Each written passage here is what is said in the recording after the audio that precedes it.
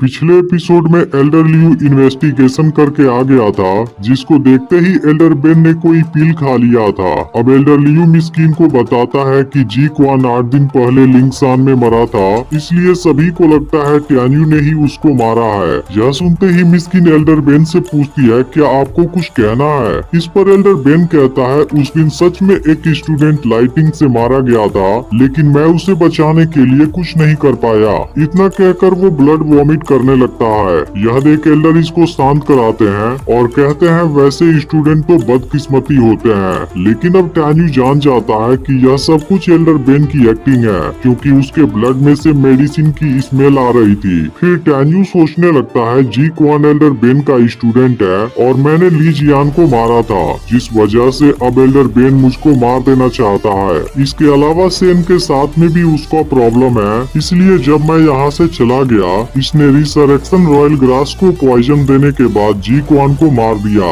लेकिन अब इसको पकड़े जाने का डर है, जिस वजह से वो जी क्वान पर गुस्सा होने का नाटक कर रहा है और ब्लड भी वॉमिट किया है। उसे लगता है सबको यकीन हो जाएगा वो बीमार है और सब इसकी चालाकी में आ जाएंगे। लेकिन तभी मिस्किन कहने लगती है, तुम इस बात को अच्छे से एक्सप्लेन करो, नहीं तो आज यहाँ से जिंदा जाने के बारे में सोच भी नहीं सकते। फिर एल्डर बेन सोचने लगता है कि टैन्यू को मैं नहीं मार पाया तो क्या हुआ, बाद में एल्डर जेंगी से जरूर मार देगा। इसके बाद वो मिस्किन से कहता है, मैं लिंगसान में गया था, लेकिन मुझे जब पता चला कि टैन्यू और लीजियान के बीच लाइफ एंड डेथ मैच का एग्रीमेंट हुआ था, मैं तुरंत वहाँ से चला आया। लेकिन अगर मुझे इस बारे में पहले पता होता, फिर मैं ऐसा कुछ भी नहीं होने देता और अपने स्टूडेंट को रोक लेता। फिर भी मैं केवल युकाओ के डेथ ट्रायल को पास करना चाहता था। लेकिन टैन्यू तो जब से यहाँ पर आया है, उसने हर जगह पर अपना दुश्मन बना लिया है। और जब जी क्वान की माउंटेन में मौत हुई थी, वहाँ पर लिखा था कि टैन्यू ने मुझे मारा है।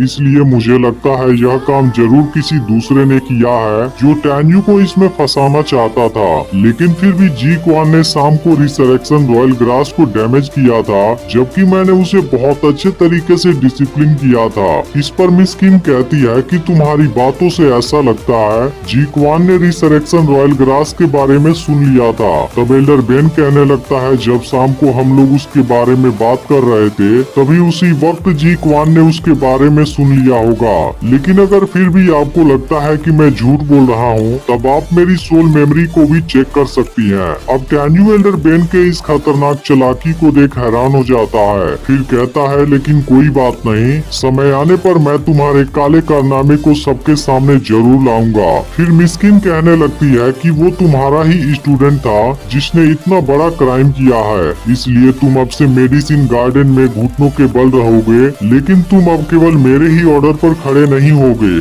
अब चीफ टैंक की हालत और भी बिगड़ गई है, इसलिए तुम्हें तब तक इंतजार करना होगा जब तक हमें रिसरेक्शन रॉयल ग्रास नहीं मिल जाता।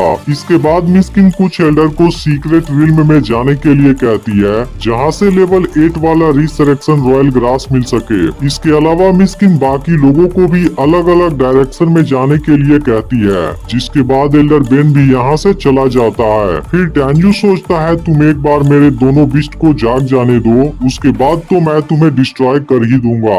इधर मिस्किन अंदर जाती है, जहाँ सेन पूछता है, क्या आपने एल्डर बेन की बातों पर विश्वास कर लिया? इस पर मिस्किन कहती है, बिल्कुल भी नहीं, मैं तो केवल उसको जज कर रही थी। फिर सेन कहता है, मैं तो कोई भी क्लू नहीं देख पाया, लेकिन आपको कैसे पता चल गया? इस पर मिस्किन कहती है, क्या मैं अल्केमिस्ट की रिस्पेक्ट करती हूँ, तो मैं उसके स्मेल को नहीं जान सकती, क्योंकि एल्डर बेन ने कुछ समय पहले ही मेडिसिन लिया था। तभी सेन कहने लगता है, आप होली अल्केमिस्ट से एक लो लेवल टीचर पर प्रमोट हो गई हैं। फिर मिस्किन कहती है, अगर ऐसा नहीं होता तब शायद एल्डर बेन ने मुझे आज धोखा दे दिया होता।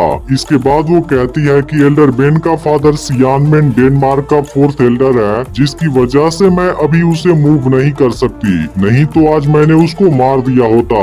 अब यह देखते ही ग्रेट एल्डर और सेन मिस्किन को कांग्रेचुलेट करते हैं। यह देखते ही मिस्किन दोनों को खड़ा हो जाने के लिए कहती है। फिर सेन कहता है, आप मुझको डेनमार्क प्रोमोशन सिस्टम में ले चलिए, अब तो आप लो लेवल वाली एक जुदान टीचर भी बन चुकी हैं। फिर सियानमेन के चीफ को उस बारे में क्यों नहीं बताती, क्योंकि इस तरीके से आप सियानमेन का डेनिस एल्डर बन सकती हैं। इस पर मिस्किन कहती है, अब झूठ बोलने की जरूरत नहीं है, मुझे मुझे भी पता है उस टाइम क्या हुआ था। यह सुनकर सेन हैरानी से पूछता है, आपको इस बारे में कैसे पता चला? फिर मिस्किन इमोशनल होते हुए कहती है, 30 साल पहले मेरी मदर ने अपनी मौत से पहले मुझे बताया था कि मेरे फादर होली डेनमार्क में चीफ एल्डर थे।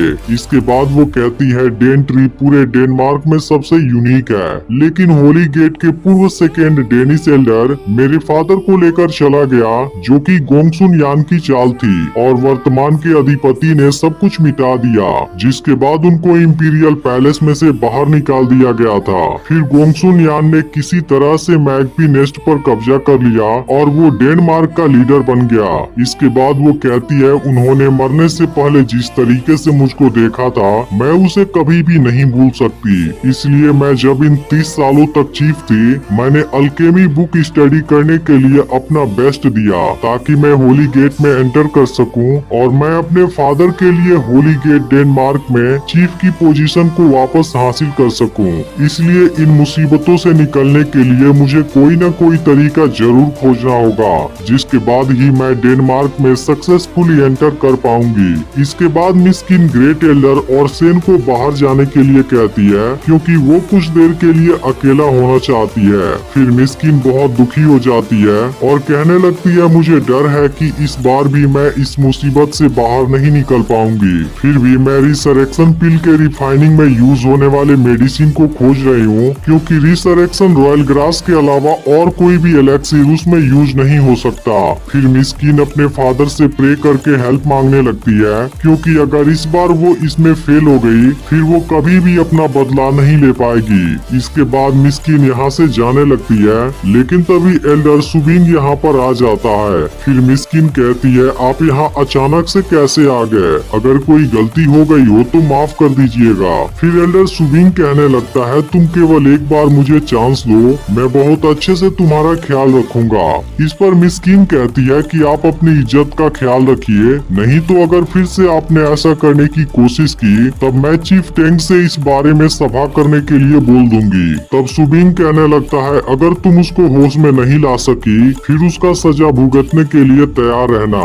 इस पर मिस्किन कहती है, अगर इसके अलावा कोई और बात नहीं है, फिर आप यहाँ से जा सकते हैं। तब सुबिंग कहने लगता है, टैंग की कंडीशन दिन प्रतिदिन खराब होने लगी है। मैं कंसल्टेशन के बाद सबसे पहले डेनिस एल्डर के पास गया था। अब 1 महीने बाद मैं रिसरेक्शन पिल को रिफाइन करने की तैयारी शुरू कर दूंगा। अब इस बात को सुनते ही मिस्किन घबरा जाती है। तब सुबिंग कहता है, 1 महीने बाद तुम्हें पूरी तरह से तैयार रहना होगा। लेवल 7 वाला एलेक्सिर साबिंग ग्लान का है और लेवल 9 वाला एलेक्सिर घोस्टियन स्टोन कंपनी में है। इसके अलावा 3000 साल पुरानी क्वालिटी का यानलिंग ग्रास भी है। अब 1 महीने बाद जेंग इन सारी चीजों को एक साथ कलेक्ट करेगा।